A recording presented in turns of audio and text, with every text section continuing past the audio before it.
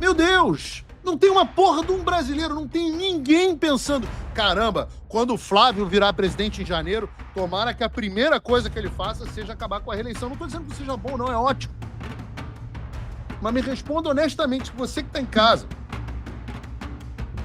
Você está pensando em PEC da reeleição?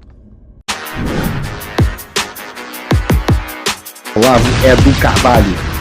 Melhor canal de corte do YouTube. Agora, vamos contra... Tá faltando o quê? Convicção nessa direção. E é você, eleitorado, que precisa demonstrar para o Flávio que é esse o caminho que você quer que siga. Porque este é o Flávio. Este é o Flávio. Ele é mais doce, ele é mais gentil que o Jair? É. Mas é isso que ele pensa. Por isso que eu queria que você visse isso. Porque ao mesmo tempo que eu vou lá e elogio ele, eu tenho certeza que teve gente que falou, pô, caiu no negócio de urnas, caiu no... Aí ele vai no dia seguinte no antagonista e me desculpa, eu tenho que dizer quando foi bem e quando foi mal.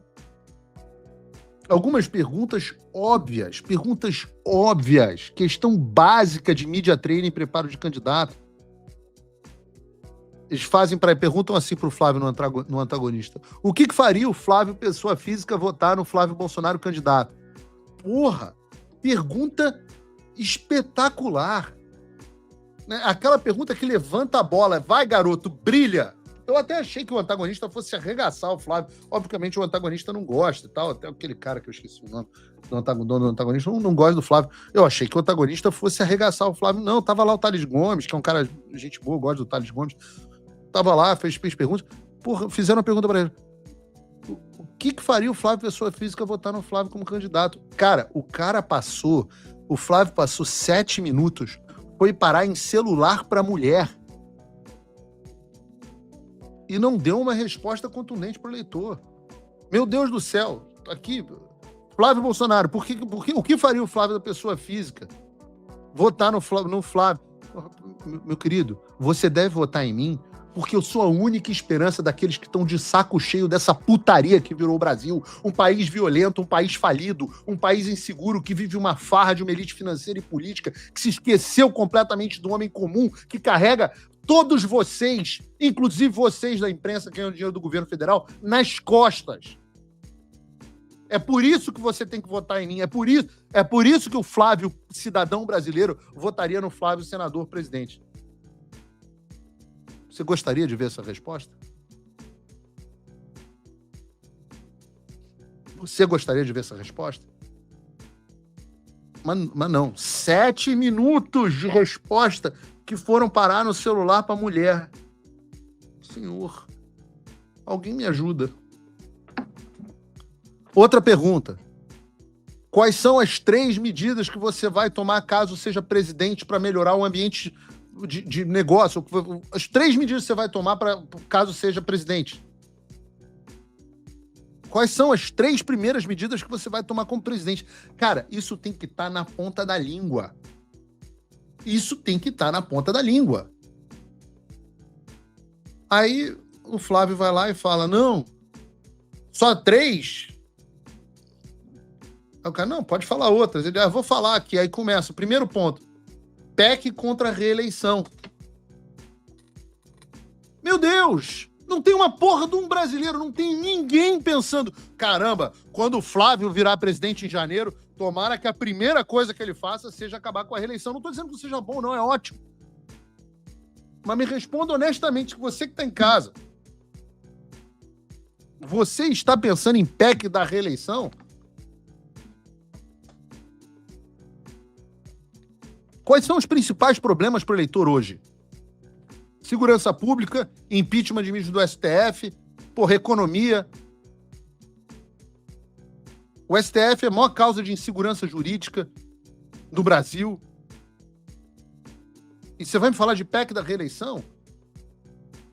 Meu filho, sei lá, eu nem sei, estou pensando aqui de improviso. Mas, olha, o que eu vou fazer? Eu vou decretar intervenção federal em todos os estados, imediatamente, em todos os estados que tenham taxa de homicídio acima de 25 por 100 mil habitantes. O governo federal vai moralizar o Brasil. Porra. Caraca, isso é uma proposta de quem tem colher. Isso é, porra, eu quero. Nordeste inteiro vai entrar em intervenção federal quase, tirando Alagoas. Mentira.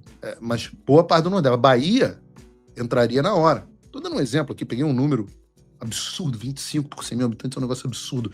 A média americana é de 6. Tá? Eu acho que agora no governo Trump é de 5, 4. Pô, isso é um negócio que você fala assim, caraca, meu irmão. Primeira medida. Segunda medida, vou mandar uma medida provisória para revogar essa bosta dessa reforma tributária que vai quebrar todas as empresas de serviço do Brasil.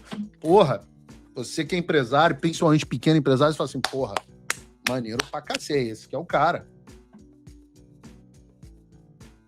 Olha, vou pedir ao meu presidente do Senado que imediatamente aprove as medidas, as PECs que estão em curso, coloque para votação as PECs que estão em curso para reduzir os poderes do Supremo Tribunal Federal. Porra, legal. Tô chutando aqui, tô falando aqui 47 coisas que poderiam ser melhores do que você falar de reeleição e não sei o quê. Pô, pelo amor de Deus, gente. Essa pergunta vai surgir 10 mil vezes na campanha. Campanha política é repetição. Não se importe repetir 10. Donald Trump tinha 5 coisas que ele falava sempre. Em todos os discursos, eu ia em todos os rallies do Trump, ele repetia as mesmas coisas. É assim que se elege. Campanha política é repetição. Você tem que repetir tudo 10 mil vezes durante meses e a mensagem que você vai passar é a mensagem que vai ficar para o leitor. E eu tô falando essas coisas aqui de improviso, mas como é que se faz isso dentro de uma campanha? As pessoas, por isso que eu digo, eu não sou da campanha do Flávio. Se eu fosse da campanha do Flávio, eu estaria sentado antes, preparando, como fiz quando esteve aqui nos Estados Unidos, preparando, essas são as perguntas que você vai receber, essas são as possíveis respostas. O que você acha? Eu falei assim, porra, vamos lá, o que a gente vai responder? Senta num brainstorm, todo mundo decide, e o candidato repete isso até o final, de acordo com as crenças dele, claro.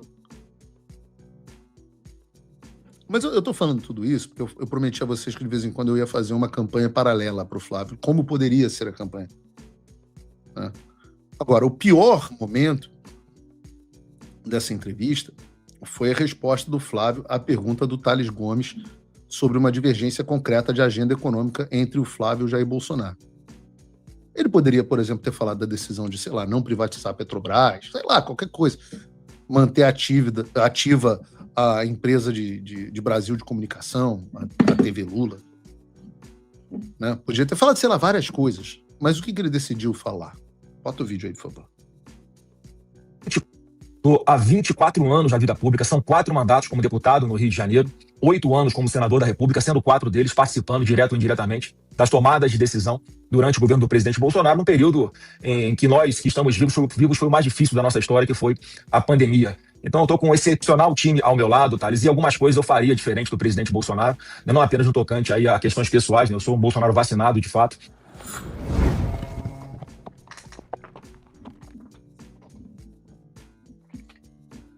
Todas as vezes que eu vejo esse vídeo, me dá uma dor física. A gente vai falar sobre isso na sexta-feira. Sexta-feira tem a estreia do Paulo Figueiredo Sextou, no programa que a gente vai ter. Mas, sobre efeitos deste programa, e se você está vivendo numa caverna, os diários do Anthony Fauci, o arquiteto da pandemia, se tornaram públicos na última semana. E, basicamente, o que foi demonstrado é que todas as políticas sanitárias inventadas na época da pandemia e promovidas incessantemente pela mídia eram uma fraude. Tá tudo lá no Diário do Cara e você vai acompanhar comigo nesta sexta-feira no Paulo Figueiredo Sextou, um programa num formato diferente, de discussão, bate-papo. Mas, em resumo, o Bolsonaro tinha razão em tudo na pandemia. E o que você espera nesse momento? Que ele vai esfregar a cara, o chão com a cara dessas pessoas da mídia.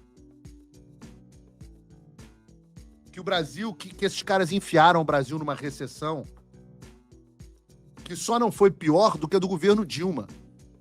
Que essa crise inflacionária que a gente está vivendo é por causa dos desgraçados da mídia que ficavam tomando vinhozinho e comendo queijinho em casa enquanto fechavam a porra do comércio. o fica em casa e a economia vem depois, custou uma porra de uma inflação gigantesca pro Brasil, que é o que faz esse preço do supermercado ser gigantesco.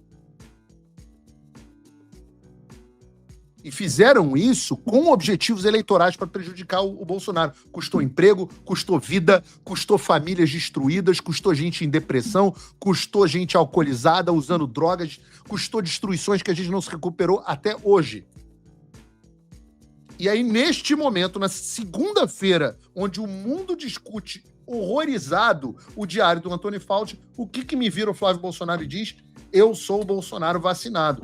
Porra, eu tenho certeza que vocês que estavam em casa, se vocês não tinham visto esse vídeo, vocês viram agora e falaram assim: porra, essa foi foda de aturar. Eu quero o Bolsonaro, que por um acaso eu até tomei a vacina, inclusive tive que tomar para tirar o meu green card. Ossos do ofício. Mas eu quero o Bolsonaro, e eu acho que você quer o Bolsonaro não vacinado. Aliás, o povo queria o Jair Bolsonaro não vacinado. Mas o Jair Bolsonaro não vacinado não pode concorrer.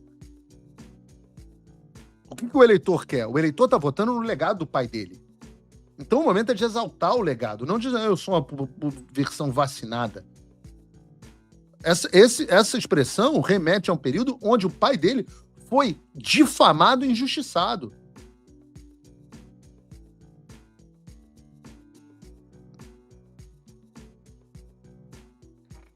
É óbvio que eu fico indignado com essa porra.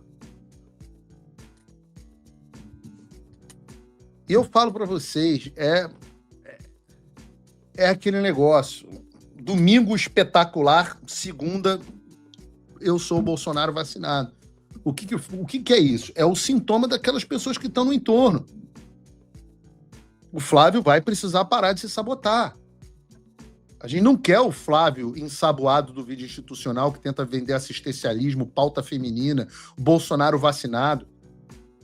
A gente quer o Flávio do Canal Livre, que a gente viu aqui, da convenção do PL, que dá nome aos bois, que enfrenta o Alexandre de Moraes, que fala a verdade, que fala das urnas quando tem que falar, que fala a verdade sem se importar com o voto, com o que os outros vão pensar. Esse, meus amigos, é que é o caminho para a vitória. O lema que eu achava muito bom da campanha do Flávio era vem com fé. Eu falo, o lema deveria ser, Flávio, vai com fé. Fale a verdade. E a verdade te levará à eleição. E se você falar a verdade e não for eleito, é o melhor também, porque é o caminho, é a vontade de Deus. Bom, como a semana começou animada, né? A gente teve escolha do vice do Flávio, pesquisas que mostram a recuperação dele. Estamos falando de todas essas coisas aqui, de Canal Livre, antagonista, etc. Já aconteceu muita coisa essa semana, você pode imaginar que não tem como melhorar. Mas é que você se engana. Na quinta-feira, vocês podem ter assistido o programa, a gente estava aqui numa espécie de piloto, num bate-papo com um cenário novo aqui. Eu recebi o meu amigo Coronel Gerson, que estava hospedado aqui em casa. E no final do programa, eu disse a vocês, eu prometi a vocês que nós teríamos uma semana agitada e bacana. Como sempre, o tic-tac do Paulinho Tic-tac funciona. As promessas que eu faço aqui no Paulo Figueiredo Show não são promessas de político, são cumpridas. O tic-tac aqui é tic-tac pra valer. Por isso que eu gosto. Paulinho Tic-tac é um apelido que eu gosto. Vendo agora as notícias dos Estados Unidos, eu acho que fica difícil dizer que eu estava errado, né? Porque caso você não saiba do que eu estou falando, eu vou contextualizar.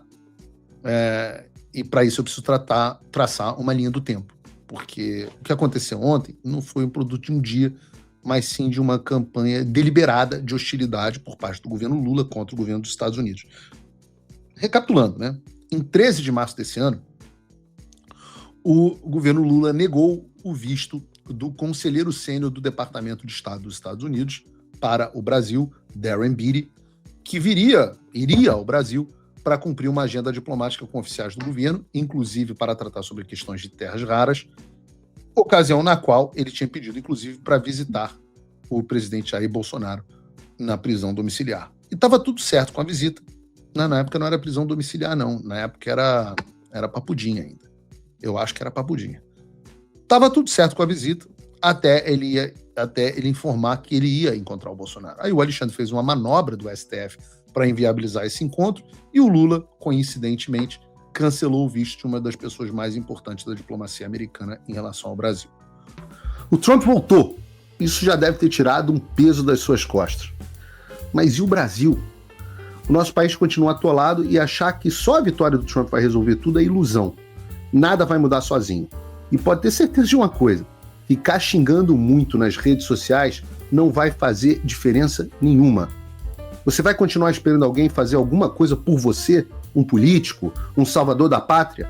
Esquece. Se ninguém tomar uma atitude, nada acontece. Eu estou fazendo a minha parte. Eu parei a minha vida por isso.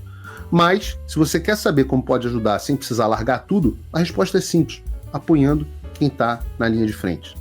Sem esse apoio, sem essa linha de suprimento, esse trabalho morre. Sem estrutura, ninguém avança.